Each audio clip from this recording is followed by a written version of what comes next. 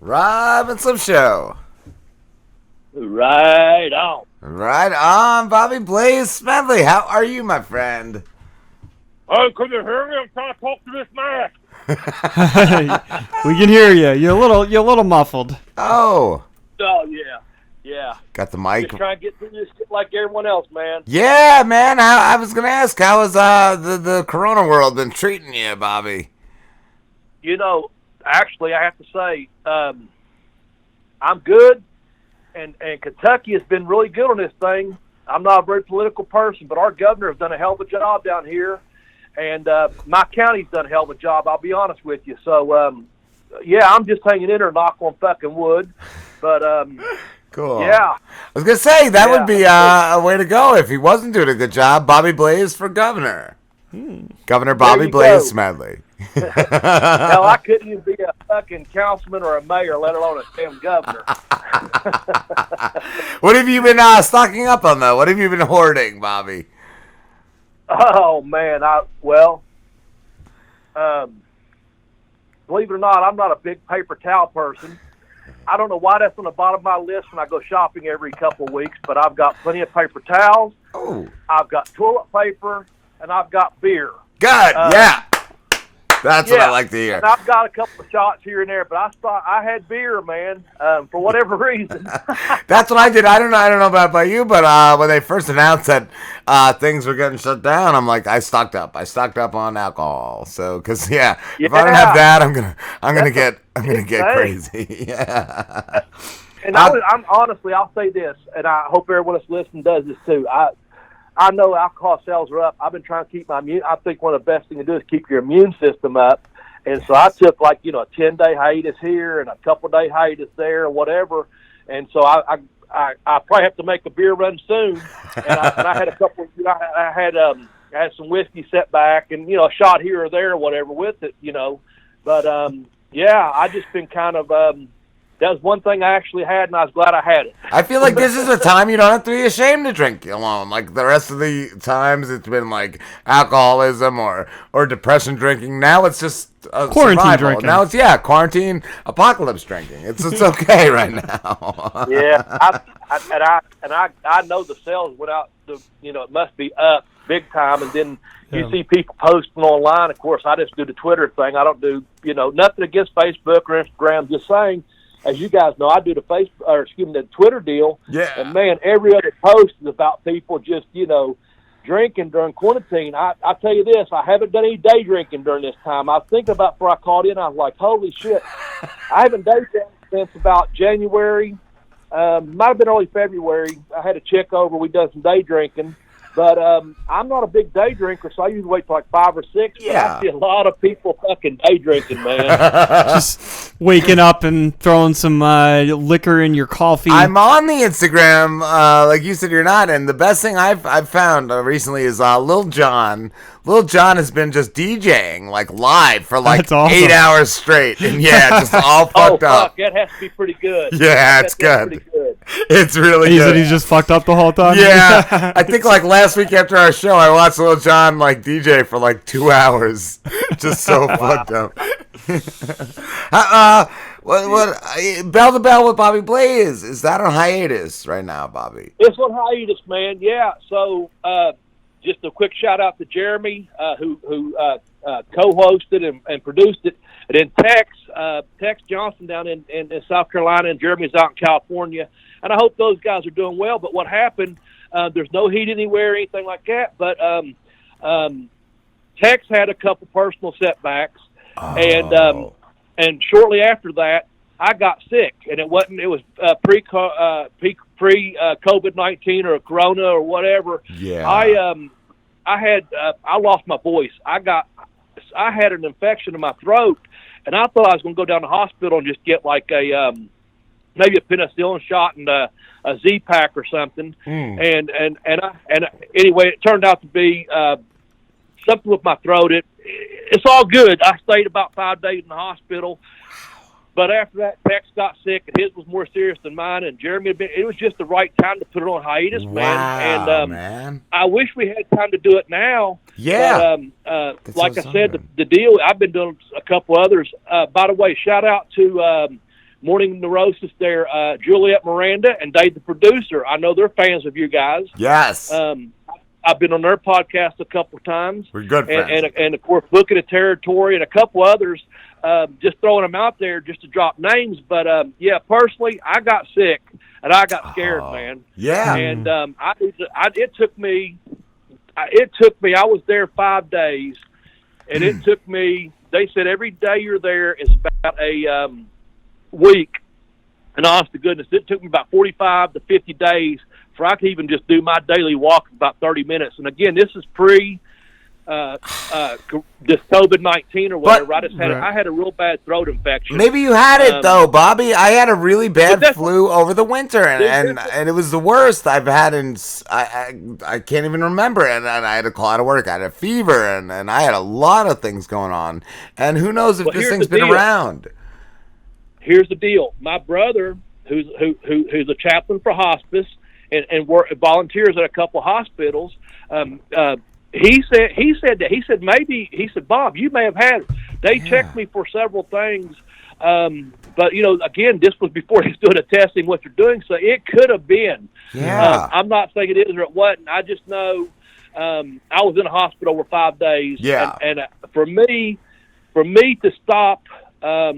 I started feeling better on Monday, and by Thursday, I was like, what the fuck's going on? Friday, I was in the hospital. And I stayed, like I said, over 5.5 days. They let me go to eat. I went in the morning and stayed till late in the evening when they released me. Yeah. I'm not saying I did or I didn't. I'm just saying it could have been like yours could have been. You don't know. You know. You don't know, because of the testing. And everyone's like, oh, no, they're tracking it. But how do you track germs? Like, how do you really track germs? Right. And they have, I was going to say they traced it back sooner than it was. Originally, they were like, oh, late December, and then they're like, no, now we traced it back to, like, September. Early November or September. Yeah. Yeah, I heard that, too. And, in fact, I read something today about the 2 earliest victims of this being from California, earlier deaths way back when. But here's the thing. It's like, man, it's just, I don't know if I did or I didn't. I'm not claiming I did or I didn't. Yeah. I just know I was in the fucking hospital. Yeah. And I knew we had been doing the bell-to-bell Bobby Blaze about 18 months, which was our agreement to try to do it. And so I hope to do it again. Like I said, there's no heat, but Texas, he's got a serious some stuff going on with his health. Wow. Jeremy's got stuff going on in his life. Yeah. And I have bounced back, and I'm very healthy now, or I feel like I am, other than the regular aches and pains or pain in the ass of life, Yes. But something hit me that I've never been hit with, and at the time they tested a couple of things, like I said, but they didn't have that test available, so it could have been. Absolutely. I want to ask too, Bobby, how do you feel about the current state of WWE? Like, Vince is still plowing through, and it just feels like I feel like he could afford not to, and he's putting people at risk. Mm-hmm. Man, I think here's the thing. First of all the people he's put on furlough or released, he's got one of the biggest companies in the fucking world, and to put these guys out like that, and girls, to put the talent out like that is pure crazy. But also, they got that big exemption down there in Florida that they're a vital business or what have you. Yeah. And he's flying people in from all over the country down there to Orlando. I think it's fucking crazy, and I honestly don't know that I ever could have watched wrestling without the fans' participation being there. And a couple of the segments I've seen, it's weird. Whether it be from AEW, from WWE, or what have you, it's like it's not fucking enjoyable. No, I can't dig it, man. I agree. I'm not behind it. I'll just say that. I've tried to watch a few because my sons are big into it, and it's weird. You don't hear no crowd. You hear the wrestlers talking smack to each other. It's so weird. It's so weird. It's just totally different. Very weird. The clip I've seen. So yeah, I'm with this. I think, of course, he had the XFL. He filed bankruptcy. He just came back with XFL. Got all the fuckload of money. Yes. I think he's got enough money. He could have paid the talent. I think the biggest thing when it comes down to it, I'm not trying to be the asshole or whatever. I just think that maybe what it comes down to is where he's got these TV deals. He has to produce TV. So where he's got the Fox deal and stuff, he needs to put something on every week. Same thing with the USA and everything else. So I think it more has to do with with those deals. I'm not for flying all this talent, putting everyone at risk and putting everyone down there. But hell, if they're willing to do it, they're willing to do it. People have different opinions. What's going on? You know, it's on them. There were guys that left. There were guys that left. I know Rusev left the division entirely. Who was the other one? Roman Reigns. He bowed out of his WrestleMania. Right. Right. But they said, and they won't, I guess, say who. One of, and it's not a wrestler, but it's an on-air talent, has the virus. So yeah, I heard that letter read on a podcast. I'm not sure, but the way I took it was also it was someone within the business, not necessarily a talent that had it. Yeah. So it could be anyone in the office or what have you, because you know that New York area has been hit so hard, and the home office are like 20 minutes, I guess, or so from Titan Towers, not too far from downtown New York. So, fuck, who knows, But I'm just saying this. I guess when it all comes down to it, is Vince is a businessman. He's going to run things. He's immune to a lot of shit apparently, because he's got by as long as he has doing what he does. And if the talent wants to go in and work, they go in and work. I feel like he's going to get a guy. I feel like he's going to get like a guy or like a dwarf to play like the Corona Kid. I feel like that's going to be the next wrestler we see is the Corona Kid. He's going to be like the new heel. If he comes up with that, if they do that, it's like that very, very early on. I saw a couple of tweets, and one of them by Weird Al. He said, I'm not doing my Corona, So if you throw that out there and you have like Vince come up the fucking Corona Kid or something, holy shit, that's instant heat, man. That's heat. And who the fuck's gonna wrestle the guy? What's he gonna do? Go to the ring? That's good. Go to the ring fucking coughing or fucking oh man, that's good. I don't want to see it, but if it happens, they're the fucking place to do it. That's a signature move. If someone out there fucking jumps on this and comes up with this gimmick and they fucking make a buck or two, more power to you, but you fucking give Rob and Slim the fucking props that they got the Corona Kid gimmick from you guys. Would you be the Corona Kid? I would be the Corona Kid. I might take that paycheck for a Corona Kid gig. Yeah, he needs to give y'all a kickback on that shit, but you know what, man? That's like me wrestling a mummy. I'm not doing it. I don't want to do it. I have a bad dry cough that just never goes away. It's just like an allergy cough, so that could be part of my Corona Kid gimmick. Is I just like dry cough, like while like the guy's got me up in the air and I'm coughing. Yeah, he's wearing the mask. You pull it down and you dry cough. Ooh, yeah, pull down his mask and dry cough in his face. It was good. Suck me backwards. No, thank you. Oh, goddamn. Have you been working on anything, though, Bobby? Have you been working on any new books or anything? Oh, man. I've been lazy as fuck as far as writing, because I just write some notes. And, I'm working on a third book. I've got a working title. Hey, Ref, that was a quick count. And actually... that's the thing. It kind of goes along with what's going on with this Corona right now. It's kind of about just like being at this position in your life at this age, et cetera, and how everything's kind of happening. So, yeah, I've got a shitload of notes, but I've been kind of lazy in forming the stories, if you will. But, yeah, there's a sleep apnea story about a chick that she don't have her insurance won't pay for her sleep apnea machine. I'm like, well, fuck a doctor. And there's shit like that in there. I've got a bunch of stuff. I haven't formalized the story, but basically it's a working, like I said, it's called Hey Ref. That was a quick count. And I've been working that for several months. I just haven't formulated all the exact stories. And of course, I like to get about 13 or 15 good stories, then put them together, then put them into a book form. I'm working on it, but I've been kind of lazy about it. I will be honest, other than notes. As that's understandable. I was going to ask, how many stories do you normally fit into a book? Like, that's great... about 13 to 15 is what I go for, because I go for about 60 to 90,000 words, usually, 10 to 13 chapters. So, you kind of do the math there. If you can kind of, some chapters can be 5 pages, some chapters can be, 2.5 pages. Yeah. But, like I said, I've got probably 3 to 5 that just need a little bit of editing, a little bit of let me work this out. But I've got notes on probably 9 to 12 stories right now that I'm working on, but I got 3 legitimate stories, and like I said, one of them's about a sleep apnea machine, and basically it's another one about like I said, it's called Hey Ref. That was a quick count. That was a fast count. There's a quick count. I worked around it, but basically it's one of those things where I probably got 3 to 5 to really work with. I got about 9 I'm working on. I just have to. I had to set. It's like this when you write, and you guys probably know this, especially doing a podcast and just writing and reading and being educated. Sometimes you just got to sit your ass down and do it. Yeah. So I got to sit my ass down and say, okay, this is in a notebook. This is what I have on my fucking laptop. Let me combine these and let me actually write this out. So some of them are just typing now.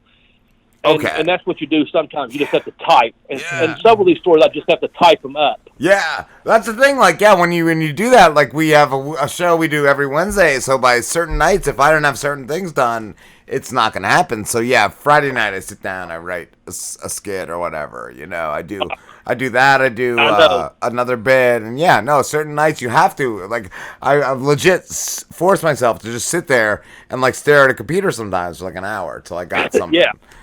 And that show, Counterfornication, that was on several years ago about the writer, David, the guy from X-Files. Yeah, David Duchovny. Yeah, so he says in that show, because he's a writer when he's in California there, thus the name, he says sometimes you have to sit your ass down and write, you know. And that's what I was doing. The same thing with the podcast. You know, I had... we'd have an idea what our topic was, and do some research. You get the format, as you know, your program. Well, who's coming on at 7:30? We didn't have guests, of course, but we knew what our topics were. Topics, yeah. And I'd go from memory, and then I'd write that down. Then I'd go from asking a couple people, and I'd write that down. Then I'd research it, and you know, you have to put it in a format. You have to present that, like were we dropping in a commercial?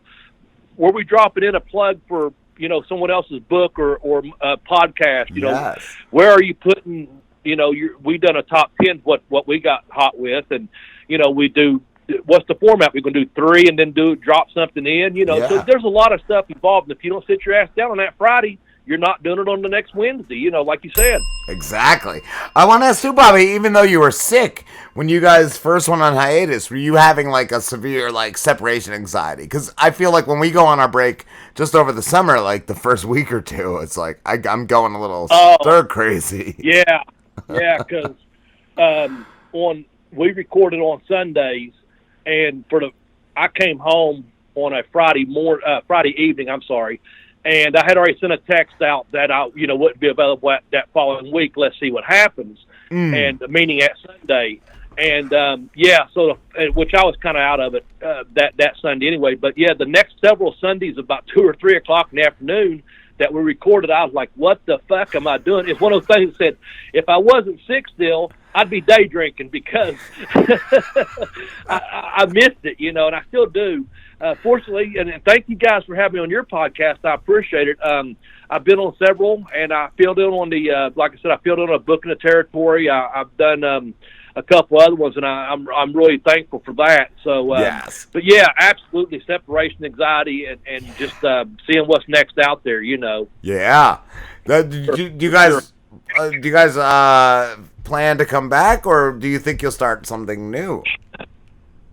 Probably find something new. I know Jeremy's working on something. I know Tex is really dealing with some health issues right now. And so, yeah, I'm digging around, probably looking around for something new myself, to be honest with you. I want to do one. Yeah. I love podcasts. I'm probably later this evening, honestly, after your podcast, I'm going to listen to Joe Rogan's dropped a new one today. I listen to just, you know, several throughout the week that I know what days they drop. And I'm just and I promote a lot of podcasts on my Twitter page. You know, I'm going to promote that as Bobby Blaze 744. It's at Bobby Blaze 744. But I promote any podcast I can, you know. Yeah. So, I spend most of my time listening to podcasts, whether it be through my phone or on the laptop or what have you, which I play through my speakers throughout the house. But, I'd love to get involved in another one, but yeah, I guess it's just a matter of just paying respects, you know, to honor, you know, just what Jeremy had asked me to do. Because I had someone approach me prior to going with him, and I was like, let me hold on a second, see what happens. And so I ended up going with him, and we ran it for 18 months. You know, we had 60 some episodes, but I love podcasts, and if anyone's out there listening, they'd like to do one with me, I'm more than interested to listen, and let's see what happens. Yeah, you guys killed it. I love Bell to Bell with Bobby Blaze. I love that show. Yeah. Jeremy's a great guy too. I feel like he offsets he's a good dude, you. Man. There was no heat or anything. That was the whole thing. Yeah. I wanted him to know, like, no, man, dude, there was nothing going on. It's just it was just the right time for a break. And I know he is working on another one involving world, and I'm not sure if he's just doing NWA or the entire world. I talked to him a couple, it's been maybe last week. We checked with each other. Yeah. And I know he's working on a world title, all the history of the world titles of professional wrestling, of course. Wow. But I can't remember if he told me he was doing the NWA only or the entire, like AWA and WWF one all the way back to that. Yeah. But so he is working on one that he hopes to come out with this summer. No, there was no heat with Jeremy and myself. Yeah. He did a great job with it. I was really happy with that. It was just the right time to end that particular podcast. Yeah, I feel too, and we've all said it on our show. Like, if we didn't have that break we take every summer, we probably would have gave up. We probably would have quit because it burns you out. It wears on you like nothing else. Yeah, it does. And I'll tell you this: I wish I could tell you who it was. Of course, Joe Rogan's probably the most successful podcast out there. So I'm not saying I heard it on his. But there was a podcast I was listening to, and it seems like it's earlier this week, but hell, the days, as you guys know when I text you back about this, your days and nights just run to fucking together sometimes. Yeah, they melt. But they're staying home and this and that. But someone said the best thing you can do about a podcast, and I wish I could tell you who I heard it on, is be persistent. If you say you're coming out every Wednesday at 7:30, then come out every Wednesday at 7:30, Yeah. And that's one of the things. If you know a certain podcast airs, I look forward to the ones I listen to, knowing they're going to drop at a certain time. I listen to Theo Vaughn. I listen to Joey Diaz, and I know those are really big podcasts. But when they say they're going to drop, they drop. Yeah. And if you don't hear one at that time, you're like, fuck. It fucks your day up a little bit. But now we're in quarantine or whatever. Our days are fucked up anyway. All fucked up, Bobby. Bobby, we are getting to the end. I can't believe it's gone so fast. But you are always a blast to talk to, dude. Dude, I love you guys. I appreciate your podcast. I appreciate you having me back on. I appreciate your friendship. Anything I can help you promote, especially your podcast, just hit me up, DM me. You know the deal. And man, I hope all your listeners out there enjoy listening to me as much as I enjoy listening to them, the guests you have on your podcast, and I wish you guys much continued success. I know what a grind it is, but keep busting your ass because you got something good and make it happen. And people, please, I know you're worldwide. Do what you got to do. Stay strong, stay safe, and stay healthy, man. Stay inside. Yeah. Stay corona free. Stay corona free. That's how we roll. Thank you. Thank you, Bobby. Take care, brother.